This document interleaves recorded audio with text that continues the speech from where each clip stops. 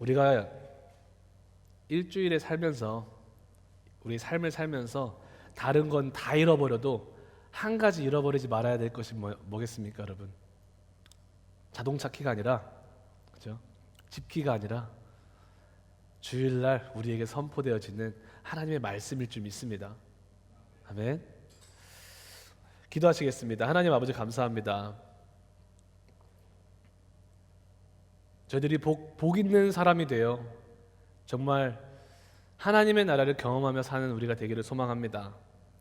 성령 하나님, 오늘 우리를 10년 가운데 아버지 말씀을 선포해 주시옵시고, 그 선포된 말씀이 하나님의 진리의 말씀이라면 저희들의 영혼이 반응하게 하여 주시옵시고, 그 말씀에 우리가 하나 되게 하여 주시옵시고, 우리가 그 말씀을 신뢰하고 따라가게 하여 주시옵소서. 아버지의 거룩하신 말씀을 전파하는 이 사람은 깨어지기 쉽고 연약하고 넘어지고 더럽습니다. 이 시간 예수 그리스도의 보혈로 덮어주지 아니하시면 아버지 하나님 아무것도 할 수 없는 사람입니다. 성령 하나님 인도하여 주시고 입술을 주장하여 주시옵시고, 아버지의 거룩하신 성호에 먼지가 묻는 말 하지 말게 해 주시옵시고, 아버지의 뜻만, 아버지의 말씀만을 선포하는 아버지 하나님, 아버지의 종이 되게 하여 주시옵소서. 말씀을 받는 우리들에게도 우리 마음밭이 좋은 밭이 되어서 그 말씀의 씨앗이 심길 때에 30배 혹은 60배 혹은 100배의 열매가 맺히게 하여 주시옵소서. 감사합니다. 예수 그리스도의 이름으로 기도 올려드렸습니다. 아멘. 산상수훈 강의 6번째 시간입니다. 제목은요, 팔복, 복 있는 자는 의에 줄인 사람이다. 첫 번째 시간으로 여러분들과 은혜 나누도록 하겠습니다. 함께 본문 말씀 읽도록 하겠습니다. 마태복음 5장 6절 말씀입니다. 마태복음 5장 6절 말씀입니다. 우리 함께 합독하도록 하시겠습니다. 마태복음 5장 6절 말씀 시작. 의에 줄이고 목마른 자는 복이 있나니 그들이 배에 부를 것이며. 한 번 더 읽도록 하겠습니다. 의에 줄이고 목마른 자는 복이 있나니 그들이 배부를 것이며. 아멘. 지금 계속해서 산상수훈 강해로 여러분들과 은혜를 나누고 있습니다. 제가 2주 동안 몸이 좀 좋지 않아서 강해를 이어가지 못했었는데요. 그래서 마지막 설교한 것이 3주 전이라서 잠깐 좀 리뷰를 좀 하도록 하겠습니다. 산상수훈이라는 것은 예수님이 산에서 올라가 가르치신 말씀이라는 거예요. 특별히 오늘 마태복음을 쓴 마태는 의도적으로 예수님이 산에 올라가셔서 가르쳤다라고 언급을 하고 있어요. 그 산에 올라가셨다라는 것을 언급하고 있습니다. 근데 동일한 메시지에서 누가는 예수님이 산에서 말씀하셨다라고 말하고 있지 않고 평지에서 말씀을 하셨다라고 말하고 있어요. 왜 그럴까? 기억나시나요, 여러분? 왜 마가는 의도적으로 왜 예수님이 산에가 올라가서 산에서 말씀을 가르치셨냐라고 고백했을까요? 굳이 그렇게 의도적으로 말을 했을까요? 네, 맞습니다. 신의 산, 딱 신의 산에 떠올라야 돼요. 이 수신자를 보면 알아요. 이 마태가 이 마태복음을 썼는데 이 마태복음의 수신자들이 있잖아요.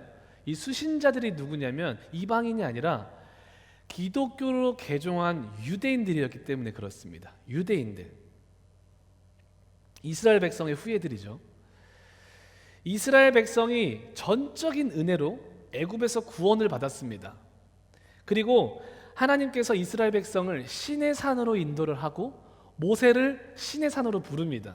그리고 그 시내 산 위에서 율법을 주시죠. 캐논을 주십니다. 캐논이라는 것은 뜻이 뭐냐면 법, 잣대, 규칙이라는 말이에요. 무슨 말이냐면 너희 오늘 아까 전에 성찬식 할 때 읽었던 출애굽기 19장 말씀이에요. 그 시내산 사건이 내가 너희를 어떻게 독수리 날개를 업어서 너희를 구원하는 것을 너희가 보지 않았느냐. 내가 어떻게 너희를 구원하는지 너희가 다 보았지. 내가 너를 나의 백성 삼고 싶다. 난 너희 하나님이 되고 너희는 나의 하나님이 됐으면 좋겠어. 그러면서 시내산에서 법을 주시는데 율법을 주십니다. 캐논을 주십니다. 이제는 그것을 가지고 하나님의 백성이라면 이제는 하나님 백성답게 살아야 되는 방법을 그들의 삶의 새로운 목표와 목적을 주시는 거였어요. 그 목적대로 살 때, 하나님의 주신 말씀대로 살 때 그들의 삶을 통해서 만방의 이방 국가들에게 하나님의 영광이 선전되어지는 것이죠. 지난 시간에 제가 말씀드렸죠. 여러분들은, 우리들은 거룩한 백성이다. 왕 같은 제사장들이다. 하나님의 나라다. 그렇게 하나님 우리를 선택하신 이유는 우리가 받은 은혜를 선전하기 위함이다. 여러분, 우리가 TV를 보면 선전을 보잖아요. 수백 수천 가지 선전을 보잖아요, 저희들의 삶 속에서. 그런데 그 선전을 딱 봤을 때 우리 눈에 확 들어오는 게 있어요. 선전을 봤을 때 나도 모르게 결제 버튼을 누르게 하는 그런 선전이 있단 말이에요. 그렇지 않아요? 저만 충동 구매를 하나요? 저 충동 구매는 하는 사람은 아닙니다. 네. 네. 경제권이 저에게 없기 때문에. 우리 인생에 주신 목적도 마찬가지라는 거예요. 우리는 선전해야 돼요. 누가 우리를 봐도 와, 참 그리스도인이다. 도대체 하나님은 어떤 분이시기에 저 친구가 저렇게 삶을 살지? 그런 삶을 살아야 됩니다. 그래서 하나님이 시내 산에서 율법을 다 주십니다. 동일하게 예수님이 산에서 말씀하심은 예수를 구주로 고백하고 믿음으로 하나님의 자녀가 된 신앙인들이 이제는 어떻게 하나님의 자녀로서 살아야 되는지에 대해서 말해주는 것이 바로 산상수훈이라는 거예요. 마치 시내산의 말씀의 완성과도 같은 거예요. 산상수훈의 말씀은 시내산에서 주신 그 말씀의 완성형이라고 알려져 있습니다. 아멘. 그래서 마태는요, 의도적으로 그 유대인들은 산 하면 딱 떠오르는 게 시내산이기 때문에 그 산에서 가르쳤다라는 것을 의도적으로 넣었다라는 거예요. 우리 신앙인들이 이제는 하나님 백성 된 사람들이 어떻게 살아야 되는가를 말해주는 게 산상수훈이라는 거예요. 마태복음 5장부터 7장까지. 할렐루야. 그 첫 번째로 팔복을 우리가 공부하고 있습니다. 팔복의 의미가 무엇입니까? 의의가 무엇이었습니까? 바로 복 있는 사람은, 진짜 이 세상에서 복 있는 사람이 누구인가를 말해주는 게 팔복의 가르침이에요. 팔복은 절대로 내가 이거 해야지 복 받을 수 있어, 내가 저거 해야지 복 받는 사람이야, 이런 개념이 아니라 복 있는 사람은, 이미 복 있는 사람은 어떠한 삶을 살고 있느냐, 진짜 이미 복 있는 사람은 그 삶에 어떠한 열매가 맺혀지느냐를 말해주고 있는 게 팔복이에요. 영어로 보게 되면 딱 나와요. 영어도 보게 되면 Blessed are those who라고 나오잖아요. 근데 한글은 복 있는 심령이 가난한 자는 복이 있다라고 이게 반대로 되어 있기 때문에 우리가 오해를 하는 거예요. 심령이 가난해져야지만 내가 복 받는 거야, 내가 애통해야지만 복 받는 거야가 아니라, 복 있는 사람이 누구냐, 진짜 복 있는 사람이 누구냐, 바로 그 복 있는 사람은 심령이 가난한 열매를 맺어. 진짜 복 있는 사람이 누구냐면 그 사람은 항상 애통하는 그 열매를 맺는다는 거야. 이런 말씀입니다, 여러분. 그럼 그 복 있는 사람이 누구냐 이거예요. 계속 말씀드렸죠. 복 있는 사람이라는 것은요, 성경에 말하고 있는 복 있는 사람은 하나님의 관계가 회복된 사람이에요. 하나님과의 관계가 회복된 사람. 우리가 태초에 하나님이 천지를 창조하시고 우리를 창조하셨을 때 우리 하나님과 우리의 관계는 그 어떤 것도 끊을 수 없는 관계였어요. 모든 축복을 그 관계로부터 받는 우리 사람이었어요. 관계였어요. 영생을 갖고 있던 우리였어요. 하지만 우리가 죄를 범함으로, 첫사람 아담이 죄를 범함으로 그 관계가 깨어지는 거예요. 그 관계가 깨어졌을 때 우리는 복받는 사람에서 복받지 못한 사람이 되었다는 거예요. 복은커녕 영생은커녕 영원한 지옥으로 갈 수밖에 없는 존재가 우리였다는 것입니다. 성경에서 말하는 가장 큰 축복이 뭡니까? 돈 많이 버는 게 아니에요. 세상의 명예와 세상의 부귀영화를 다 얻는 게 아니에요. 복이 하나님과의 관계가 회복된 것이 우리가 받을 수 있는 축복 중에 가장 큰 축복임을 우리가 이해합시다. 아멘. 아멘. 그래서 팔복은요, 하나님과의 관계가 회복된 사람들은 어떤 열매를 맺으면서 살아가는가를 말해주는 것입니다. 하나님과의 관계가 정말 회복된 사람, 내 하루라는 시간 동안에 주일뿐만 아니라 월요일부터 토요일 주일까지 하루 종일 예수 그리스도와 동행하는 사람들은 심령이 가난해진다는 거예요. 더 하나님을 알고 싶어서 내 심령이 가난한 자리로 나간다는 거예요. 더 하나님을 찾는다는 거예요. 내 삶 속에서 정말 하나님과의 관계가 회복된 사람들은요, 그 사랑을 받은 사람들은 애통 안 할래 안 할 수가 없어요. 내 삶의 영역에 예수님이 보여지지 않는 그것을 보면은 애통하기 시작하는 거예요. 주님, 제가 회개합니다. 제 삶에 들어오시옵소서. 다시 나의 삶의 주인 되어 주시옵소서. 그것이 팔복의 내용입니다. 오늘은 그래서 네 번째 복, 의에 줄이고 목마른 자는 복이 있나니 그들이 배부를 것이며 라는 말씀을 함께 공부하고 은혜 받도록 하겠습니다. 정말 복 있는 사람, 정말 하나님과의 관계가 회복된 사람들, 정말 예수 그리스도와 함께 동행하는 이에게는 의를 향하여 줄이고 목말라 하는 삶의 열매가 자동적으로 맺힌다라는 거예요. 나타난다라는 것입니다. 이해되셨죠? 그리고 그 의를 향한 목마름의 결과가 무엇이냐면 그들은 바로 배부름의 축복을 받을 것이다. 배부를 것이다 라고 말하고 있는 거예요. 우리가 정말 예수님을 여러분 사랑한다면, 내가 정말 예수님을 사랑한다면 우리의 목마름의 대상, 우리가 갈급해하는 대상이 달라지게 되어 있습니다. 우리가 정말 예수님을 사랑한다면, 내가 정말 복 있는 사람이라면 우리가 갈급해하는 대상은 세상이 아닌 오직 예수 그리스도가 된다는 것입니다. 우리는 이번 한 주 여러분과 저는 얼마나 예수 그리스도를 갈급해 하셨습니까? 얼마나 나의 하루에 월요일에, 화요일에, Wednesday, Thursday, Friday, 토요일에, 오늘 아침에 나는 얼마나 예수 그리스도를 갈급해 하셨나? 얼마나 예수 그리스도로 하여금 목말라 하셨습니까? 여러분, 여기서 목마르다의 의미를 조금 더 공부해 보고 싶어요. 여기서 목마르다라는 것은요, 지금 제가 목이 말라요. 그래서 물을 좀 마실게요. 목이 타네, 설교를 하다 보니까.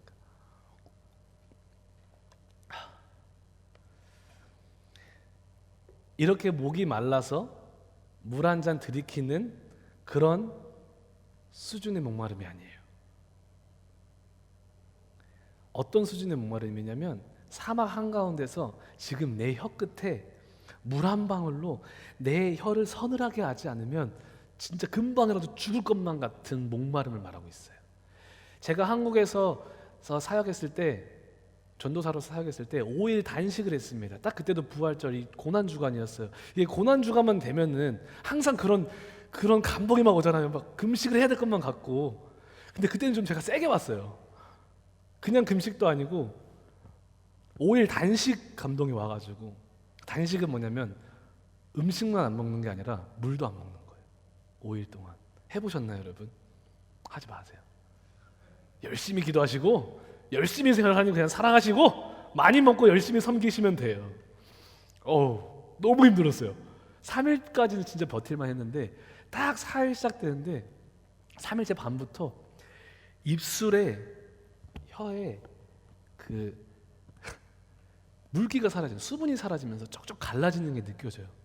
너무 고통스럽더라고요. 그때 제가 깨달은 게 있어요. 배고픈 것보다 고통스러운 게 목마른 거구나. 물이 안 들어가잖아요, 몸에. 배고픈 건 고통도 아니에요. 너무 고통스러워서 1분에 한 번씩 화장실을 가서 막 입술에 막 물을 묻히고 가글하다가 시험이 들어요. 이걸 그냥 삼킬까? 이러면서 진짜 삼킬 뻔했어요. 너무 힘들어가지고 4일 차에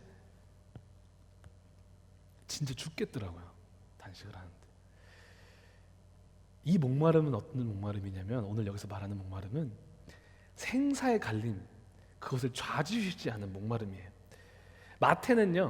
마태복음에 목마르다, 배고프다라는 표현을, 그 단어를요 총 9번 사용합니다. 그런데 8번은 진짜 그 물리적인 육체의 배고픔과 목마름에 대해서 사용을 해요. 그런데 오늘 본문 말씀, 의에 줄이고 목마른 자 할 때 그 목마름, 이 오늘의 본문 구절에서 나오는 단어 목마름만큼은요, 물리적 대상이 아니라 다른 대상을 향한 갈망을 표현하기 위해서 은유적으로 사용해요. 은유적으로. 육체의 수분을 향한, 육체의 배고픔을 향한 목마름이 아니라 어떤 목마름이냐면 하나님의 의를 향한 목마름을 설명하기 위해서 은유적으로 이 단어를 사용하고 있다는 거예요. 시편 42편 1절에서 2절에 보게 되면 유명한 구절이잖아요. 이런 말씀, 어떤 게 나오냐면 사슴이 시냇물을 찾기에 갈급해하는 그 사슴의 모습을 설명하고 있어요. 다윗이 사슴이 시냇물을 찾기에 갈급해하듯이 내가 하나님의 그 여호와를 찾는다. 그 갈급함을 사슴이 시냇물을 찾는 그 모습에 비유하고 있어요. 근데 유대 지역은요, 다윗이 살고 있는 유대 지역은 건기가 되면 비가 한 방울도 내리지 않는다고 해요. 그래서 그 건기의 사슴이 자기 생명을 부지하기 위해서 너무 목마르기 때문에 물이 있는 곳을 찾고 헤매기 시작합니다. 근데 그때 사슴이 그 지역에서 물을 찾아서 일반 평지로 나온다는 것은요, 자기 목숨을 내어놓는 거예요. 사생결단을 하고 나오는 행동이에요. 왜냐하면 그 주변에 맹수가 어마어마하게 많았기 때문에 그래요. 그럼에도 살기 위해서 그 생수를 찾기 위해서 목숨을 걸고 그 시냇물을, 그 물을 찾으러 나오는 게 바로 이 시편 42편의 배경입니다. 맹수도 목이 말랐겠죠. 물 있는데 맹수도 있었을 거 아니에요.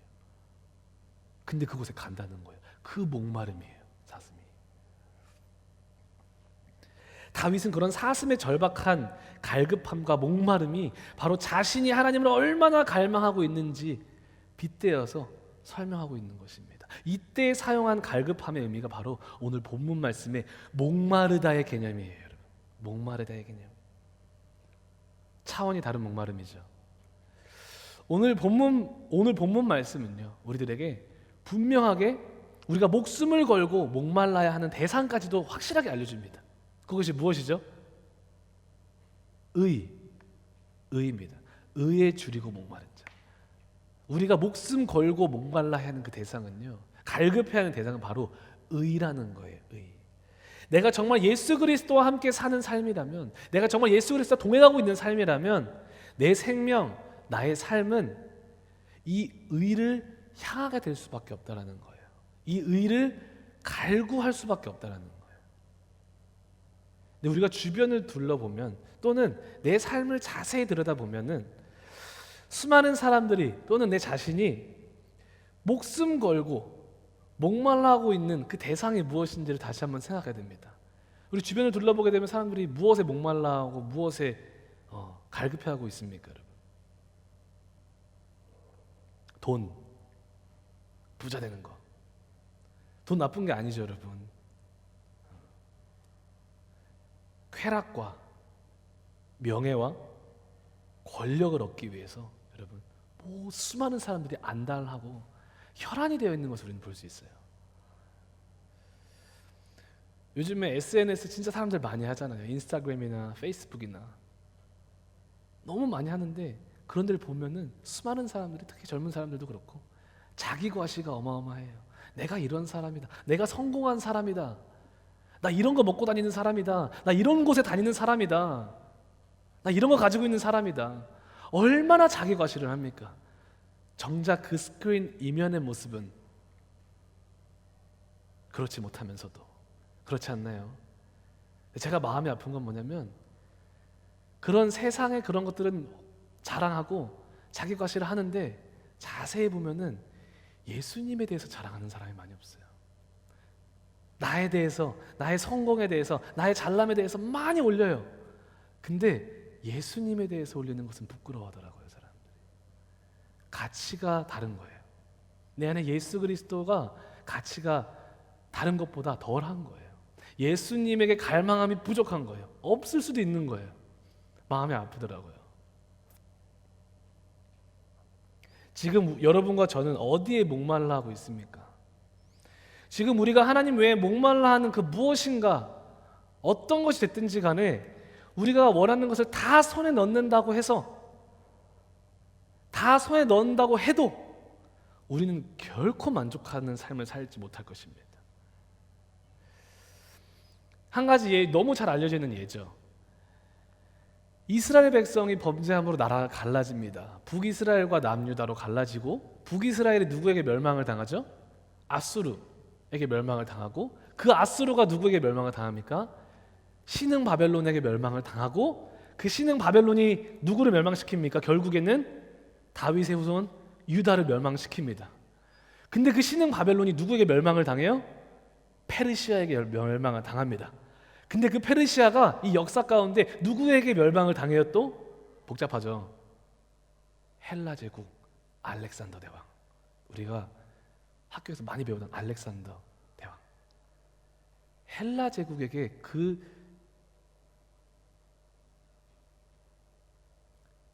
컸던 어마어마했던 그 제국들이 멸망을 당합니다. 근데 그 알렉산더가 그 젊은 나이에, 딱 저 나이에요, 32세에 요절을 해버렸으니까 너무 젊은 나이에, 딱 제 나이에 죽은 거예요. 근데 그 이 젊은 나이에 북이 영하를 다 누립니다. 그 어마어마한 지역을 점령한 어마어마하게 강력했던 왕이에요. 근데 그 알렉산더 대왕이 자기가 죽을 때 이런 부탁을 했다고 합니다. 자기 관에 양쪽에 구멍을 뚫어라. 그리고 이게 새벽 기도 때 말씀드렸던 거. 그리고 거기에 내 두 손을 빼서 가게 해달라. 그리고 캐리하라고. 그게 무슨 의미예요? 거기는 수많은 사람들이 그 알렉산더의 시체가 들어있는 관을 보는데, 그 관 옆에 그 알렉산더의 아무 힘없이 손을 펼치고 있는 덜렁덜렁 거리는 그 손을 보는 거예요. 그게 무엇을 말해주기 위함이냐면, 내가 이 땅에서 얻을 수 있는 수많은 부귀, 영화, 힘, 권력, 모든 게 있어도 결국에는 죽음 앞에 아무것도 아니라는 거예요. 아무것도 가져갈 수 있는 게 없다는 거예요. 그것은 나의 생명에 있어서 아무것도 아니라는 것을 말해주고 있어요. 제가 최근에 제 자녀들이 있으니까 금쪽 같은 내 새끼 혹시 보세요, 여러분? 네, 그 오은영 박사님 나오는 거, 보시나 봐요, 내 자매. 거기서 이제 요즘에 정말 승승장구하고 있는 송민호라는 래퍼가 나왔어요. 젊은이들에게는 진짜 유명하거든요, 송민호. 그 사람이 모든 것을 다 이뤘어요, 젊은 나이에. 거기서 그렇게 고백을 합니다. 모든 것을 다 가진 것 같고, 이제는 내가 이루고 싶은 것을 다 이뤘기 때문에 이제는 누가 봐도 행복하기만 하면 될 것 같은 사람인데 여전히 그 성공과 그 부귀, 영화와 명예를 다 가지고 있는데도 여전히 자신 안에 만족하지 못함이 있다는 거예요. 즐겁지가 않다는 거예요. 그러면서 우리가 화면에 볼 때는 막 와 진짜 너무 행복해 보이고, 와 나도 저런 삶 살고 싶다고 할 정도로 재밌고 화려하게 막 이렇게 하잖아요, 스크린 그 TV에서는. 그런데 이런 고백을 해요. 스크린이 딱 셧다운 되고 그 뒤에, 스테이지 뒤에서 혼자 나가서 울기 시작하는 거예요. 너무 힘들어서 운다는 거예요. 성공을 했더니 이상하게 자기는 더 큰 괴로움이 있다는 거예요. 더 큰 괴로움. 오히려 그 자기가 진짜 얻고자 했던 그 부귀영화를 다 얻고 나서 그 모든 사람들이 목말라 하는 그 성공, 권력, 명예, 화려함을 얻기 전에 그냥 일상이었던 그런 삶을 살기가 더 어려워졌다고 자기는 그런 고백을 하더라고요. 그걸 쭉 보면서 많은 생각을 하게 되더라고요. 우리는 도대체 무엇에 목말라 하고 있는가? 왜 목말라 하고 있는가? 무엇이 우리를 배부르게 할 수 있는가? 우리를 만족하게 하는 것은 도대체 무엇일까? 결국 여러분, 세상을 향한 목마름은 우리로 배부르게 할 수 없습니다. 결코 우리들에게 온전한 만족을 주지 못합니다. 그러나 의에 줄이고 목마른 자는 반드시 배부를 것이며, 반드시 만족하고 가장 온전하고 행복한 삶을 예수 그리스도 안에서 보장하고 있다고 오늘 성경은 우리들에게 약속합니다. 아멘. 그렇다면 우리가 이 의가 뭔지를 알아야 되잖아요. 결론부터 말씀드리면 이 의는 예수 그리스도이십니다. 예수 그리스도. 예수 그리스도와의 관계를 말하고 있는 거예요. 의는. 우리 사람은요, 의로울 수가 없어요. 우리 스스로 의를 쟁취할 수가 없어요. 오직 예수 그리스도, 죽고 부활하신 그분의 의가 그 십자가 위에서 우리에게 전가됨으로 우리는 그분의 의로움을 우리가 얻을 수 있는 거예요. 오직 예수 그리스도. 이 의의 정의를 여러분 조금 더 구체적으로 다음 시간에 공부를 할 거예요. 다음 시간에. 근데 의가 예수 그리스도이시다는 것을 이해를 하시고, 오늘은 어떤 부분을 함께 나눌 거냐면, 오늘 성경이 말하는 이 의가 우리 삶에서 차지해야 되는 그 크기와 비중과 범위가 어떠한지를 먼저 함께 살펴보고자 해요. 이 의라는 것, 이 의, 예수 그리스도가 내 삶에 어떠한 내 삶에 차지한 그 크기가 얼마나 해야 되는가, 비중이 얼마나 해야 되는가. 마태복음 6장 33절을 보도록 하겠습니다.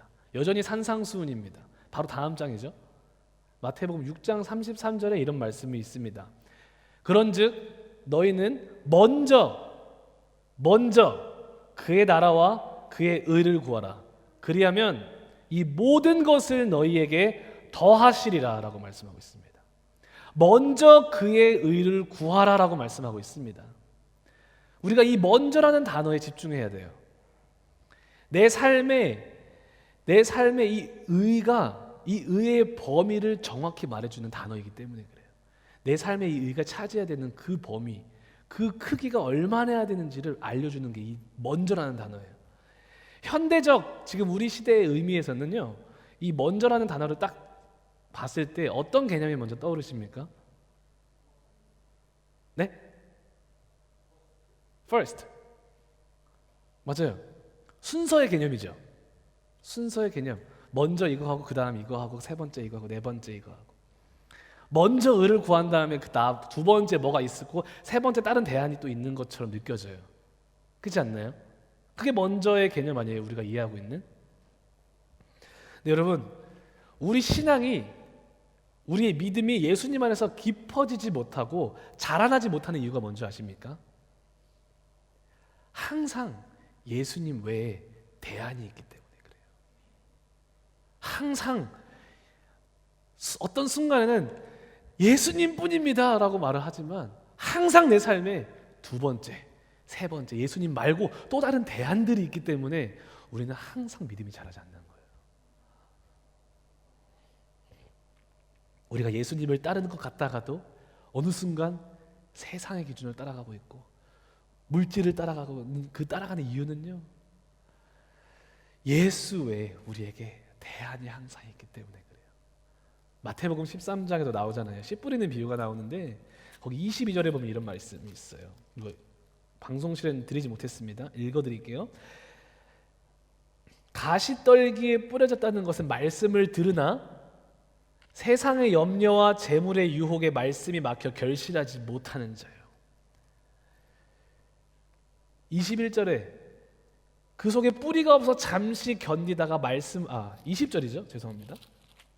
돌밭에 뿌렸다는 것은 말씀을 듣고 즉시 기쁨으로 받되 그 속에 뿌리가 없어 잠시 견디다가 말씀으로 말미암아 환난이나 박해가 일어날 때는 곧 넘어지는 자요.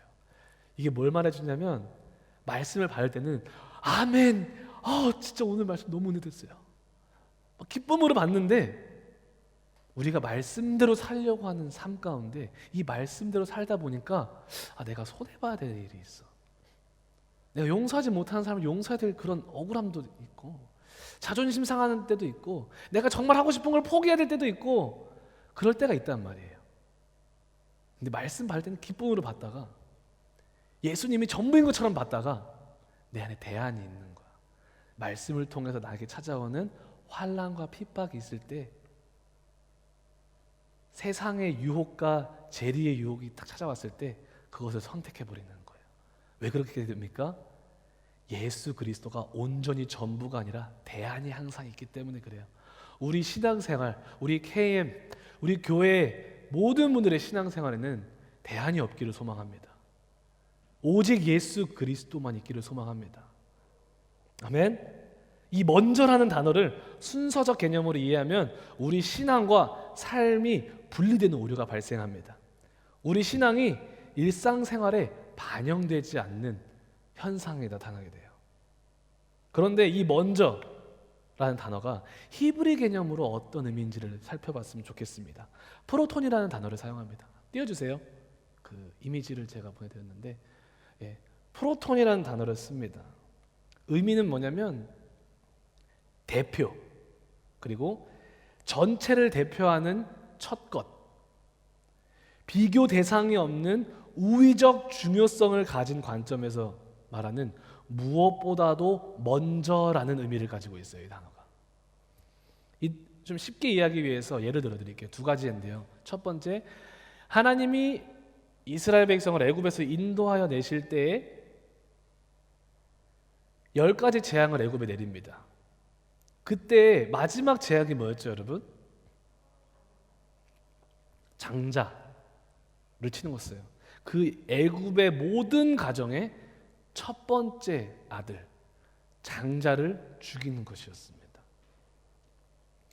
이 시대의 한 가문의 장자는요, 그 가문의 전체를 의미한다라는 거였어요. 그게 히브리 개념의 먼저의 의미예요. 히브리 개념의 첫 번째 것이라는 것에 대한 의미예요. 첫 번째 장자를 쳤다는 것은 그 가정 전체를 쳤다라는 의미예요. 그러면 애굽의 모든 가정의 첫 번째를 쳤다는 것은요, 애굽 나라 전체를 심판했다라는 의미라는 거예요. 이해되셨습니까? 여러분, 우리가 11조를 드립니다. 11조 생활을 합니다. 아브라함이 가장 먼저 11조를 드린 인물이잖아요. 율법이 생기기도 전에 아브라함은요, 그 전쟁 가운데서 자기를 구원하여 주신 그 하나님께 너무 감사한 거예요. 그래서 그 승리를 거머쥐고 돌아오는 길에 멜기세덱이라는 제사장을 만나요. 그 멜기세덱 제사장에게 뭘 합니까? 자신의 소유의 10분의 1을 드리는 거예요. 10분의 1. 그 당시에 10분의 1 첫 번째 것이라는 것은 뭐냐면 나의 전부라는 의미예요. 나의 생명을 구원하여 주신 분이 하나님이십니다. 내가 가진 이 모든 것, 내가 지금 누리고 있는 이 삶과 내 가정과 내 모든 재산이 하나님의 것입니다 라고 고백함으로 드리는 것이 바로 아브라함이 멜기세덱에게 드린 10분의 1이었다는 거예요. 그리고 그것을 법으로 제정을 하시는 거예요. 율법에서. 내 수입의 첫 것을 드리는 것. 내 첫 것을 드린다는 것은 내 전부, 그 첫 번째 것만 뿐만 아니라 그 나머지 9도 하나님의 것입니다 라는 고백을 올려드리는 거예요. 그래서 역대상 29장 14절에 다윗이 이렇게 고백할 수 있는 거예요. 이것을 인정할 수 있는 사람은 11조를 기쁨으로 냅니다. 나와 내 백성이 무엇이기에 이처럼 즐거운 마음으로 드릴 힘이 있었나이까? 모든 것이, 여러분, 모든 것이 주께로 말미암아 싸우니 우리가 주의 손에서 받은 것으로 주께 드렸을 뿐이니다. 이런 고백을 감히 누가 할 수 있을까요? 진짜 하나님이 나의 전부된 사람만 할 수 있어요. 나머지 구도 내 거의 의미가 아닌 거예요. 내 손에 있지만 내 것이 아닌 하나님의 것이기 때문에 그 돈으로 장난 못 하는 거예요. 사기 못 치는 거예요. 더 하나님의 나라를 위해서, 그렇죠? 더 아름답게 쓰는 거예요. 결국 11조뿐만 아니라 그 모든 것이 내 전부를 주님께 드린다는 의미를 가지고 있는 거예요. 그래서 저는 저희 교회만큼은 당당하게 말씀드립니다. 이런 마음이 아니면은 11조 하지 말라고 말씀드려요. 진짜 하나님이 나의 전부다. 그 마음과 그 확실한 그 은혜가 있을 때 여러분들 하나님께, 내 개인이 하나님께 고백하는 방법으로, 그 마음으로, 그 행위로 여러분들 헌금하시기를 바랍니다. 할렐루야. 그 일이 아깝다는 것은요, 결국에는 무슨 말이겠습니까? 내 전부를 주님께 드리기 아깝다는 것과 똑같은 말이에요. 그게 히브리 개념의 먼저 첫 번째 것의 의미라는 거예요. 먼저라는 단어의 개념이 바로 이런 개념이라는 거예요. 먼저 그의 의를 구하라. 먼저 그의 나라와 의를 구하라라는 것이 무슨 말이냐면은 의는 내 삶의 처음이고 끝이고 전부이다. 예수 그리스도가 나의 삶의 처음이고 끝이고 전부이다라는 거예요. 그 외에 어떤 것도 비교할 수 없다라는 의미입니다. 이것이 바로 의가 내 삶에서 차지해야 되는 범위예요, 여러분. 전부, 내 삶의 전부. 30%도 아니에요. 50%도 아니에요, 여러분. 70%도 아니에요. 99%도 아니라니까요. 100%가 돼야 되는 거예요. 의가 내 삶에서 차지해야 되는 범위는 100%가 돼야 됩니다. 1도 예수, 둘째도 예수, 셋째도 예수, 전부 예수. 아멘? 아멘. 사랑하는 성도 여러분, 예수 그리스도가 내 삶의 전부 된 사람에게는요, 두 가지 현상이 나타나게 되어 있습니다. 첫 번째, 배부르게 됩니다. 여러분, 오늘 점심이 뭐냐면 제육볶음이에요. 제육볶음이에요. 제육볶음. 우리 다 좋아하는 제육볶음 맛있게 드시기를 소망합니다. 예수 그리스도가 내 삶의 주인 된 사람은 첫 번째, 배부르게 됩니다. 두 번째, 하나님의 더하심을 경험하게 됩니다. 배부를 것이라는 의미는요, 만족을 경험하게 된다는 거예요. 완전한 만족을 경험한다는 거예요. 예수 그리스도를 향하여 주리고 목마른 자는 진정한 만족을 경험할 것입니다. 아멘. 여러분, 정말 고통스러운 게 뭔지 아세요? 우리 다 경험하고 있는 거. 가져도 만족함이 없는 거. 그렇지 않아요? 여러분, 지금 내가 원하는 것을 가졌다고 해서 만족할 것 같으시죠? 또 그 더 큰 걸 바라게 되어 있는 게 사람이더라고요. 그죠? 솔로몬이 그거를 확실하게 말해줍니다. 솔로몬이. 솔로몬 형님의 말을 좀 잘 들었으면 좋겠어요, 우리가. 솔로몬. 전도서 2장 11절 이렇게 말해요. 그 후에 본즉. 무슨 후에예요? 내 눈이 원하고 내 마음이 원하는 것을 단 한 가지도 금하지 않고 다 해본 사람이 솔로몬이라고 전도서 2장에서는 말하고 있어요. 여러분, 여기서 내 눈이 원하고 내 마음이 원하는 거 다 해보신 분 있으세요, 혹시? 없어요. 1000명의 마누라를 두었어요. 저는 그건 하라고도 안 할 거예요. 큰일 납니다. 사업도 크게 해보고 비즈니스도 크게 해보고 집도 큰 거 가져보고, 그리고 어떻게 합니까? 솔로몬이 술에도 취해보고 마약도 해보고 웃음이 나를 행복하게 해줄 수 있을까 하여서, 지금으로 말하면은 저 때는 개그 콘서트였는데 그거 없어졌죠?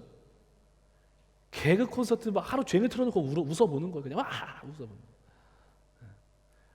그런 걸 다 해보고 솔로몬이 말하는 거예요. 그 후에 본즉 내 손으로 한 모든 일과 수고한 모든 수고가 다 헛되어 바람을 잡으려는 것이며 해 아래서 무익한 것이로다. 그리고 5장 10절에서 이렇게 말해요.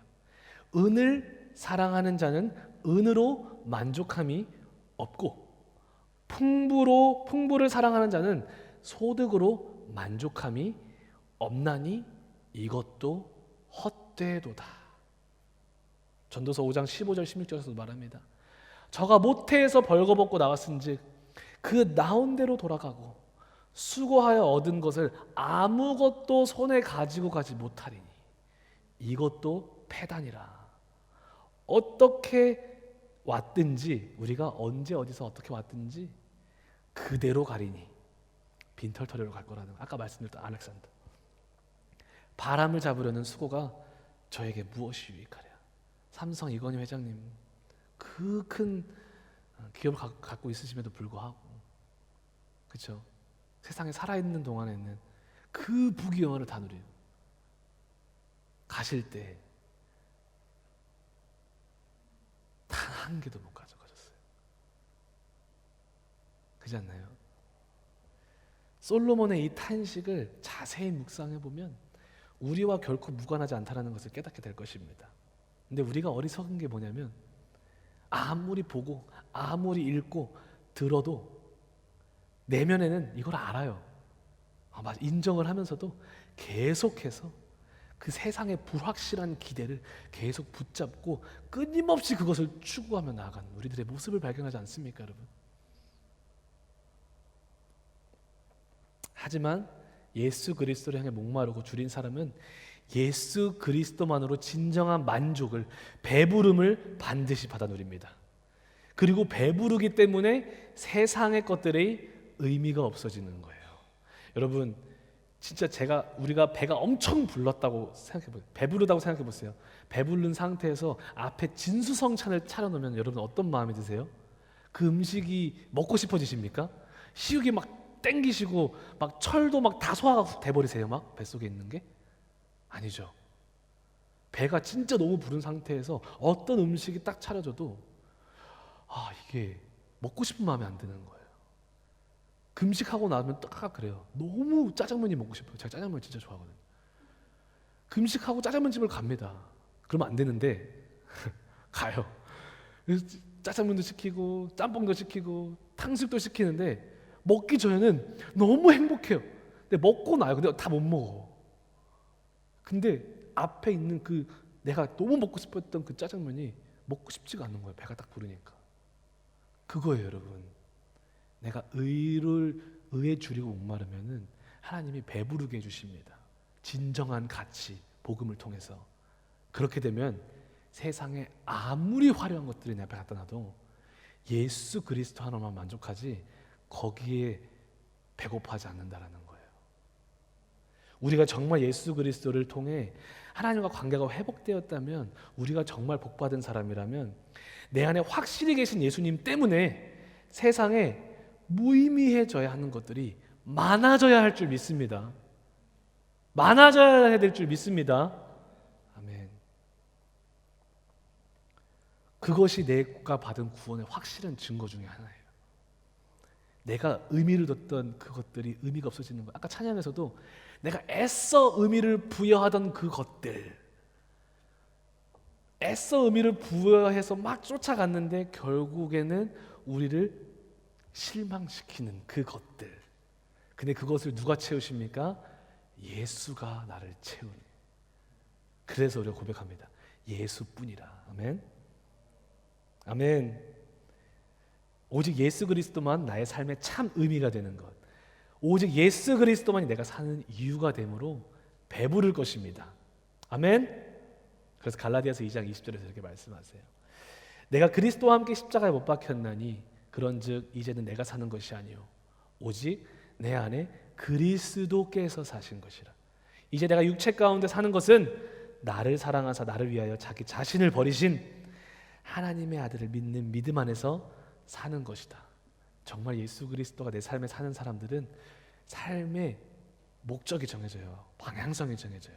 내 안에 살아계신, 내 안에 계시는 예수 그리스도가 방향이 되는 것입니다. 아멘. 자, 두 번째, 의에 줄이고 목마른 자는 하나님의 더하심을 경험하게 됩니다. 예수 그리스도가 내 삶의 전부 된 사람은 하나님의 더하심을 경험하게 됩니다. 이 더하심, 아까 6장 33절에서 읽었죠. 마태복음 6장 33절에 그런즉 너희는 먼저 그의 나라와 의를 구하라. 먼저 의를 구하는 사람들에게 어떤 걸 해주십니까? 그리하면 이 모든 것을 너희에게 더해 주시리라. 더하심을 입습니다. 이 축복 꼭 받아들이기를 소망합니다. 이 더하심이라는 단어를 잠깐만 보여드릴게요. 띄워주시면 감사하겠습니다. 더하심이라는 단어는요, 프로스테세타이라는 단어예요. 원어로 프로스라는 뭐뭐에게, 뭐뭐를 위하여, 그러니까 영어로 말하면 for예요. for. 전치사와 그리고 티템이라는 그 동사 단어가 결합되어서 만들어진 합성어입니다. 미래 수동태의 문법적인 형태를 띠고 있어요. 의미는 뭐냐면 뭐뭐에게 뭐뭐를 위하여 더하다, 두다, 그 삶에 주다 라는 의미예요. 여기서 여러분 아까 방금 말씀드렸듯이 수동의 형태로 띄었다는 것은 무슨 의미를 가지고 있습니까? 내 삶에 이런 것들을 더하는 이는 내가 아니다, 하나님이다 라는 거예요. 예수 그리스도가 전부된 사람에게는 하나님이 더하신다는 거예요. 아멘. 그리고 미래형으로 쓰였다라는 것은 무슨 의미가 있습니까? 예수 그리스도를 먼저 갈망하는 자에게, 예수 그리스도가 전부 된 사람에게 이 일을 하나님이 행하실 것이라는 거예요. 아멘. 여러분, 우리 인생은 전제가 분명해야 돼요. 전제. 예수 그리스도가 우리 인생의 전제여야만 합니다. 그러면은 우리 인생의 의미가 새롭게 발견되어질 줄 믿습니다. 그래서 여러분, 우리가 이 더하심이라는 단어를 1+1으로 이해하지 않았으면 좋겠어요.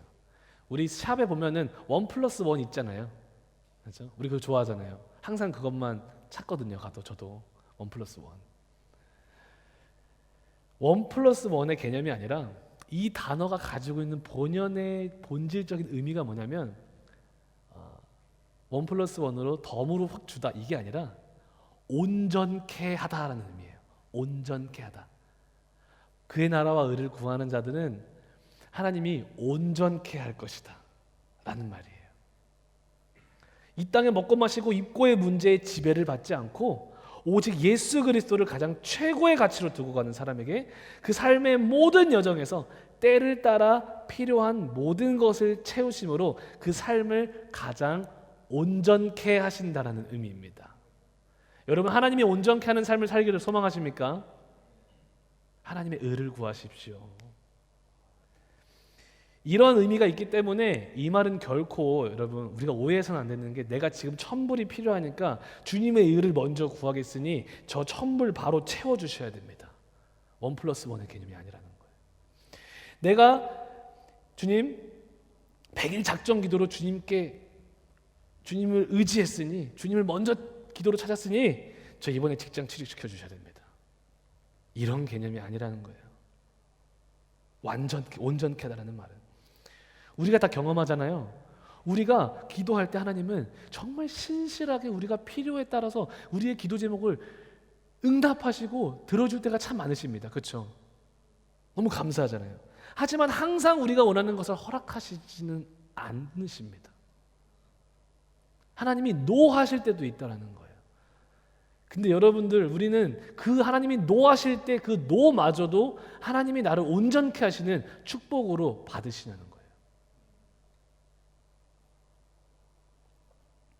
또는 그 누구보다 자타가 인정할 정도로 믿음으로 나아갔는데 내 현실은 더 어려워지고 있는 거예요. 더 절망적인 거예요. 내가 원치 않는 상황이 막 주어지는 거예요. 여러분, 이런 상황에 봉착해 있을 때 우리가 이 먼저 그의 나라를 먼저 구하면 하나님이 모든 걸 더해 주신다는 단어를 1+1의 개념으로 이해해 버리면 얼마나 실망하고 좌절하겠어요. 그렇지 않아요? 뭐야, 하나님이 약속을 안 지키시는 거야? 막 이러잖아요. 좌절하기 마련이에요. 그러나 우리가 더하다라는 말을 온전케다라는 의미로 이해한다면, 내가 원하는 것이 내 손에 쥐어지든 쥐어지지 않든 내 삶 앞에 내가 기대하지 않았던 어떠한 어려움이 주어질지라도 정말 의를 목말라 하는 자는요, 예수 그리스도가 이미 나의 삶의 전부가 되고 그분만을 의지하고 신뢰하고 사랑하는 사람은 하나님이 허락하신 바로 그것, 비록 내가 원치 않는 것일지라도 하나님이 허락하셨다면 바로 그것이 내 삶을 가장 온전케 하는 하나님의 채우심을 인정하고 그 가운데 주님과 함께 빚어져가는 사람이라는 거예요. 지난 시간에 말씀드린 거, 야생마, 길들여지는 과정을 거쳐간다는 거예요. 다음 주 목요일 날 조니가 옵니다. 방문해요, 골드코스트에서. 그 친구가 이번에 참 불합리하게 결국에는 그 병원에서 최종적으로 이제 일자리를 잃어버린 통보를 받았습니다. 일자리를 잃어버렸어요. 너무 사랑하는 일자리였는데 자기 커리어였는데 잃어버렸어요. 잘렸습니다. 그런 전에 전화가 왔어요. 뉴질랜드 친구인데 그 친구가 울면서 말을 해요. 나 미친 것 같다고. 왜? 준이 왜? What's wrong? What happened? 나 지금 방금 일자리 잃어버렸다고. I'm sorry for hearing that. 막 말했어요. 진짜 미안하다고. 근데 나 미친 것 같아. 왜? 나도 미쳤을 것 같아. 막 이렇게 막 호응을 해줬어요. 아니 그게 아니라 너무 감사해서 미칠 것 같아. 이러는 거예요. 제가 생각했던 너무 다른 반응이길래 주님께 너무 감사하다 하는데 이렇게 말을 해요. 왜냐면 제임스 진짜 사람들은 나를 미쳤다고 말할 수 있지만 지금 이 순간에 이 환경이 이 사건을 통해서 나는 더욱더 하나님을 깊이 확실히 만나고 있는 게 느껴져. 이상해. 나 모든 것을 잃었어. 그런데 기뻐. 나 하나님을 더 깊숙이 만나고 있는 것 같아.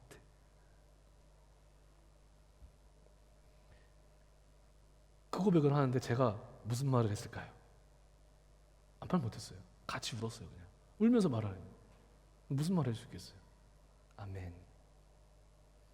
자기 손으로 이제 해결할 수 없는 사건들 앞에 봉착해 있어요. 존이는 가정과 빚과 수많은 것들. 그런데 하나님이 신기하게 하나씩 채우시고 행하심을 느끼며 그 어느 때보다 하나님과 더 가까운 교제를 하고 있다고 고백하는 그 형제의 고백. 이것이 더하다라는 의미예요, 여러분. 다른 게 아니에요. 이게 더하다라는 의미입니다. 온전케 하다라는 의미예요. 주만 바라보는 자들과 삶과 신앙과 믿음을 더욱더 온전케 하시는 것이 더하다라는 의미예요. 여러분. 하나님은 때로는 우리의 필요를 그때그때 채우심으로 또 우리의 꿈을 성취시켜 주심으로 우리의 믿음을 온전케 하십니다. 근데 또한 하나님은 우리를 가난케 하시고 사망의 음침한 골짜기를 통각케 하심으로도 우리의 믿음을 온전케 하십니다. 왜냐하면 사망의 음침한 골짜기를 가본 사람이야말로 하나님의 그 인도하시는 지팡이와 막대기를 경험할 수 있기 때문에 그래요. 그렇죠?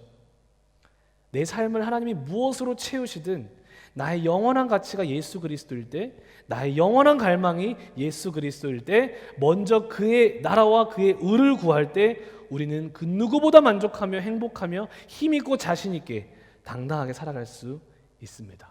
마치 세상을 다 가진 사람처럼. 사람들은 미쳤다고 할 거예요. But I don't care. 하나님이 내 안에 계시는데 내가 만족하는데 그 누가 뭐라고 하리요. 히브리서 12장 2절에 믿음의 주요 또 온전하게 하시는 이인 예수를 바라보자. 우리가 할 것은 단 한 가지. 예수를 바라보면 되는 것입니다. 나의 전부로서 예수를 바라보실 때 우리의 믿음을 온전케 하시는 분은 하나님이신 줄 믿습니다. 사랑하는 성도 여러분, 우리가 예수 그리스도를 향하여 가장 목마르고 주리는 신앙, 바라보는 신앙으로 살아갈 때 나의 삶의 모든 것들의 의미가 분명해집니다. 내가 가지고 있는 것들을 버리라는 말이 아니에요. 예수 그리스도가 나의 전부 될 때 여러분들이 가지고 있는 직업과 물질과 학업과 퀄리피케이션들의 진정한 의미가 생긴다라는 거예요. 그것을 통해서 여러분들이 이제는 영광 올려드려야 돼요. 저는 그래서 다음 세대를 교육하고 싶은 거예요. 그들이 정치로 나가야죠. 과학자가 나와야죠. 예수님을 전부로 섬기는 그 아이들이 자라나서 학교의 선생님으로 들어가야죠. 스포츠맨이 돼야죠. 모든 영역에 가서 영광 올릴 수 있는 사람들 되기를 소망하는 거예요. 내 삶에 주님을 갈망함이 없고 주님을 붙잡고 사는 삶이 없다면 내 손에 쥐어지는 모든 것들, 그것이 아무리 부하고 힘있고 화려해도 그것은 우리로 끝없는 공허함으로 이끌어갈 것입니다. 그러나 예수 그리스도를 먼저 구하는 자들, 예수 그리스도를 가장 갈망하는 자들은 예수 그리스도가 전부 된 자들에게는 그 어떠한 삶이 주어질지라도 다시 말씀드립니다. 가장 확실한 의미를 가지고 살아가게 될 것입니다. 부함이든 가난이든 기쁨이든 슬픔이든 형통함이든 고통이든 그 모든 것들을 통해 우리의 믿음은 더욱더 견고해지고 온전해지며 주님과 가까워지는 길로 인도할 것입니다. 그것이 오늘 팔복의 네 번째, 의에 줄이고 목마른 자는 복이 있다 라는 말씀의 의미입니다. 우리 시간 같이 예수뿐이라 같이 찬양하고 기도하고 주님께 영광 올려드리도록 하겠습니다.